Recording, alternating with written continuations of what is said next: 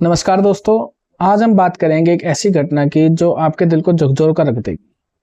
हिसार हरियाणा में 16 साल के गणेश वाल्मीकि का जन्मदिन उनकी जिंदगी का आखिरी दिन बन गया। क्यों? क्योंकि पुलिस की कथित बर्बरता ने एक मासूम की जान ले ली। लेकिन चौंकाने वाली बात यह है कि 5 दिन बाद भी कोई एफआईआर दर्ज नहीं हुई। आखिर ऐसा क्यों? क्या हमारा सिस्टम इतना कमजोर है?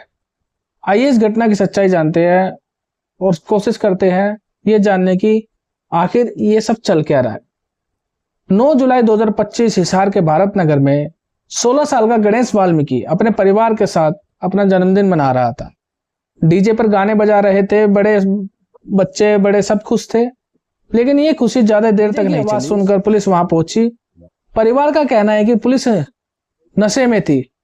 उन्होंने न सिर्फ डीजे बंद करवाया बल्कि जातिगत गालियां भी दी। परिवार की महिलाओं से बदतमीजी की और गणेश के साथ मारपीट शुरू कर। गणेश डर के मारे छत पर भागा और फिर वो नीचे गिर गया। परिवार का दावा है कि पुलिस ने उसे धक्का दे दिया।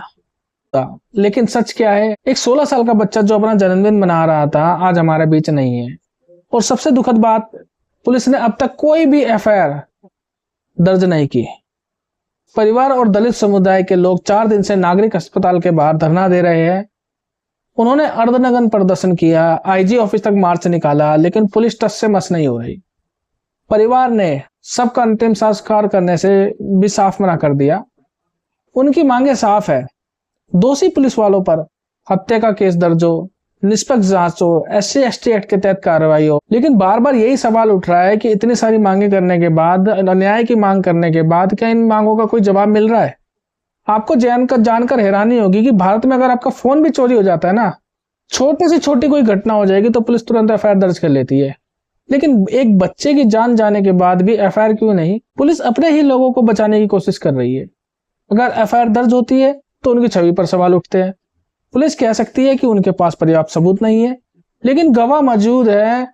और कुछ खबरों में वीडियो फुटेज की बात भी सामने आ रही है। सोशल मीडिया पे साफ पुलिस वाले बर्बरता करते हुए दिख रहे हैं, गणेश वाल्मीकि को मारते हुए दिख रहे हैं, इस तरह की बर्बरता कर रहे हैं और साफ फुटेज में आ रहा है। उसके बावजूद भी ये सिस्टम कितना कमजोर है कि एफआईआर अभी तक दर्ज नहीं हुई। गणेश एक दलित परिवार से था। क्या ये देरी इसलिए है क्योंकि सिस्टम में अभी भी जातिगत भेदभाव बरकरार है? संवेदनशील मामलों में अक्सर राजनीतिक दबाव काम करता है जो जांच को रोकता है। ये सिर्फ गणेश की कहानी नहीं है, ये हर उस इंसान की कहानी है जो सिस्टम की नाकामी का शिकार होता है। अगर पुलिस अपने ही अपराधों को छुपाएगी तो आम आदमी जाएगा कहां? अब बात करते हैं कि कानून इस मामले में क्या कहता है। भारत में 2023 में नया कानून भारतीय न्याय संहिता लागू हुआ जो पुराने आईपीसी की जगह ले चुका। अगर एफआईआर दर्ज होती तो यह धारा लागू हो सकती है। बीएनएस की धारा 101 हत्या, अगर साबित होता है कि पुलिस ने जानबूझकर गणेश को मारा तो यह धारा लागू हो सकती है। सजा आजीवन कारावास या मृत्यु दंड था। बीएनएस की धारा 102 आपराधिक हत्या, अगर हत्या का इरादा नहीं था लेकिन पुलिस की लापरवाही से मौत हो गई तो यह धारा लागू हो सकती है।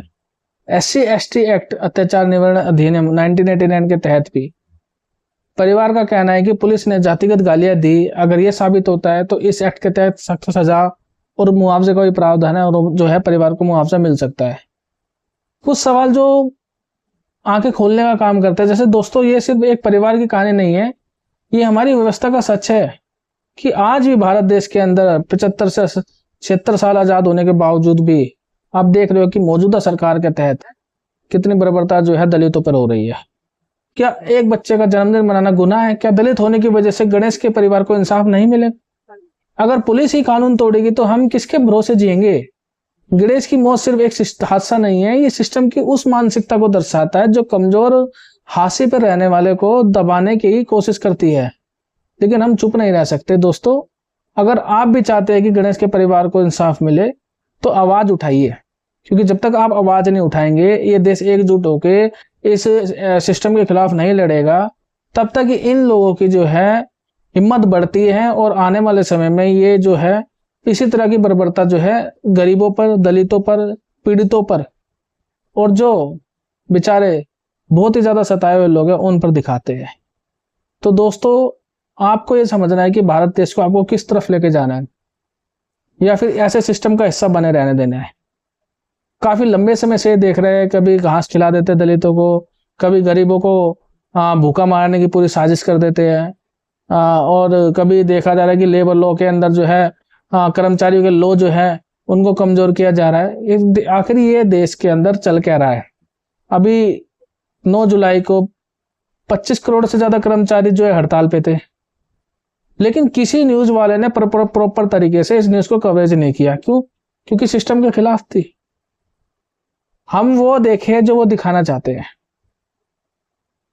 उससे चाहे हमारा रिलेशन हो या ना हो, वो खबर हमारे मतलब की हो या ना हो, लेकिन हमें वो देखनी है। न्यूज में जितने भी नेता आते हैं ना, अगर उनसे कोई भी क्वेश्चन पूछा जाता है किसी भी तरह के पब्लिक से रिलेटेड, पब्लिक के वर्क से रिलेटेड, पब्लिक की जो बेसिक चीजें होती है उनसे कोई भी उससे संबंधित क्वेश्चन पूछा जाता है ना, तो उनके पास जवाब नहीं होता। वो ऐसे जवाबों को घुमा देते हैं कि जनता तो जैसे पागल है। और ये जो मौजूदा सरकार के तहत मैं देख रहा हूँ कि काफी ज्यादा जो है जनता के क्वेश्चनों को धार्मिक मुद्दों से उलझाया जा रहा है, जनता के क्वेश्चन को ऐसे मुद्दों से उलझाया जा रहा है जो उनकी जिंदगी से कोई लेना ना देना उनका।